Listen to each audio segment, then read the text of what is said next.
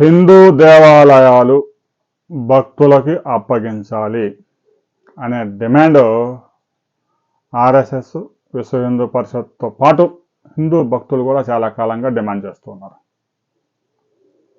చర్చిలు ఎవరు నిర్మించుకుంటే వాడే అధినేత, ఆ పాస్టరే దానికి ఓనర్. ప్రభుత్వం దాంట్లో ఏలు పెట్టడానికి లేదు.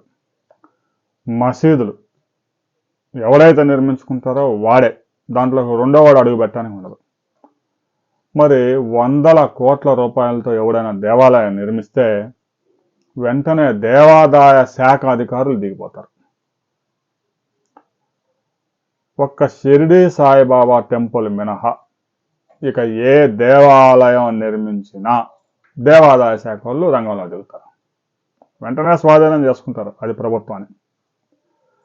షిరిడి సాయిబాబా దేవాలయాల విషయంలో మాత్రం హైకోర్టుకు వెళ్ళి తీర్పు తెచ్చుకోవడం వల్ల షిరిడి సాయిబాబా దేవాలయాలు ట్రస్టుల ఆధ్వర్యంలో నడుస్తూ ఉన్నాయి.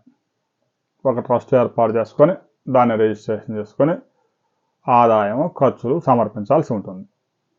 షిరిడి సాయిబాబా దేవాలయాలు ఆ విధంగా కోర్టు నుంచి మినహాయింపు పొంది వ్యక్తుల చేతుల్లో నడుస్తాయి. ఇక మిగిలిన నువ్వు ఏ దేవాలయం అయినా 100 కోట్లు ఖర్చు పెట్టైనా నిర్మించు దేవుడితో భక్తితో, వెంటనే ఆ నిర్మాణం పూర్తి కాకముందు దేవాదాయ శాఖ వాళ్ళు వచ్చి వాలిపోతారు. ఇక ఆ దేవాలయానికి వచ్చే భక్తుల సంఖ్యను బట్టి టికెట్లు పెడతారు. సినిమా హాల్లో టికెట్లు పెట్టినట్టు ప్రసాదానికి ఒక టికెట్, దర్శనానికి ఒక టికెట్, పూజలకి రకరకాల పూజలకి ఒక్కో పూజకి ఒక్కో టికెట్ పెట్టేస్తారు. సరే, దేవాలయాల పరిపాలన ఏమైనా బాగుంటుందామంటే అంతా వ్యాపారం చేస్తారు. హిందూ దేవాలయాల మీద ప్రభుత్వం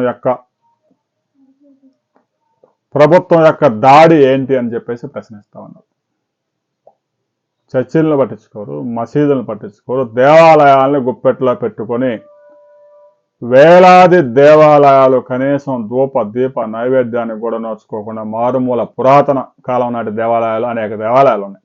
వాటిని పట్టించుకోరు. ఏ దేవాలయానికి ఆదాయం వస్తే దాని మీద వాలిపోవడం గబ్బిలాల్లాగా, ఆ ఆదాయాన్ని మొత్తాన్ని జురుకోవడం, ఏదో ఆ దేవాలయానికి ఒక 1000 రూపాయలు, ఈ దేవాలయానికి ఒక 1000 రూపాయలు ఇచ్చామని చెప్పడం. దేవాలయాల నుంచి వచ్చే ఆదాయం సొమ్ముతో మసీదుల్లో పనిచేసే మౌసమ్మలకి, చర్చిల్లో పనిచేసే పాస్టర్లకి జీతాలు ఇస్తారా? ఇప్పటికైనా కోర్టులను ఆశ్రయించండి. ప్రభుత్వం అయితే దేవాలయాలను వదలదు. హైకోర్టు, సుప్రీంకోర్టును ఆశ్రయించి ప్రతి దేవాలయాన్ని షిరిడి సాయిబాబా, ఏదైతే సాయిబాబా దేవాలయాల మాదిరి ట్రస్టులు ఏర్పాటు చేసుకొని భక్తులే నిర్వహించుకునే విధంగా ఆదేశాలు తెచ్చుకుంటే అప్పుడు మాత్రమే రాష్ట్ర ప్రభుత్వం, ఈ దేవాలయాలు రాష్ట్ర ప్రభుత్వం చెర నుంచి బయటపడే అవకాశం ఉంది. దేవాలయాలను చెరబట్టడానికి రాష్ట్ర ప్రభుత్వానికి ఎవడు అధికారం ఇచ్చారు? మరి మసీదుల్ని, చర్చిలను కూడా మీ ఆధీనంలో తీసుకోవచ్చు కదా. ఆ ధైర్యం చేయరు. దేవాలయాలకైతే పెద్ద ఎత్తున ఆదాయం వచ్చింది. మసీదుల్లో, చర్చిల్లో ఆదాయం పెంచడం సాధ్యం కాదు. అందుకని దేవాలయాల నుంచి వచ్చే ఆదాయం మొత్తాన్ని మసీదుల్లో పనిచేసే వాళ్ళకి, చర్చిల్లో పనిచేసే వాళ్ళకి ఇష్టం వచ్చినట్టు దోషపెడతా ఉన్నారు. దీని మీద రాబోయే కొద్ది రోజుల్లో హైకోర్టులో, సుప్రీంకోర్టులో ఇప్పటికే కేసులు ఉన్నాయి. దాని మీద సంచలన తీర్పు రాబోతా ఉంది. తీర్పు వచ్చిన తర్వాత మరిన్ని వివరాలతో మనం మరో వీడియోలో కలుసుకుందాం.